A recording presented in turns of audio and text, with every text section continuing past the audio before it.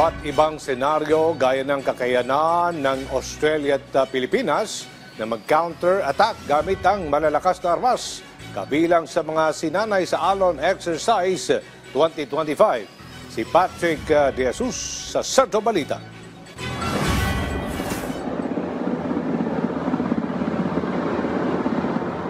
Lumipad ang FA-50 fighter jets ng Philippine Air Force at EA-18 Growlers ng Royal Australian Air Force. Nagsagawa naman ng flight operation ang CH-148 helicopter ng Canadian Armed Forces.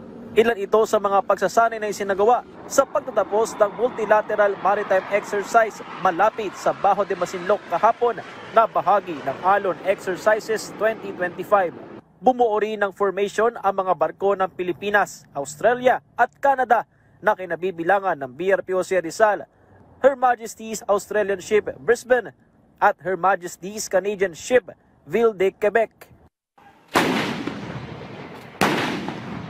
Kasabay nito ang combined live fire exercises sa Kanantong Fire Base sa Laur, Nueva Ecija.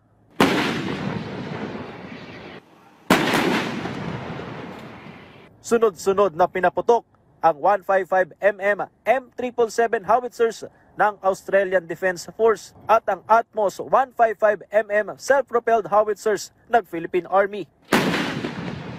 Ang target nasa kabilang bundok na may layong 11 kilometro, aabot sa 160 rounds ng bala ang pinaputok mula sa mga armas ng Pilipinas at Australia at ipinakita sa pagsasanay ang kahandaan ng dalawang bansa sa mga ganitong operasyon. The scenario is there's an ongoing counter-attack on the land forces, and we have here the fire support from both the Australian and the Army howitzers. One of the major training outcomes for Australia in this is showing that we can deploy a combat-ready and combat-capable force within the Indo-Pacific region in order to assist a important security partner such as the Philippines. Nagbigay naman ng close air support ang dalawang T-129 attack helicopter ng Philippine Air Force kasama ang Raptor helicopter ng Royal Australian Air Force. Bagamat nagkaroon ng kaunting limitasyon dahil sa masamang panahon, naging matagumpay ang live fire exercise at sa totoong senaryo, umaraw man o umulan, hindi ito magiging dahilan upang ipagpaliban ang mga dapat gawin para umatake at dumepensa. The pilots are trained, the aircraft are designed to address targets, and whenever the opportunities present itself, the Philippine Air Force pilots and our platforms will deliver. Even if it's not an exercise, even in the field condition, even if it's bad weather, they can fire.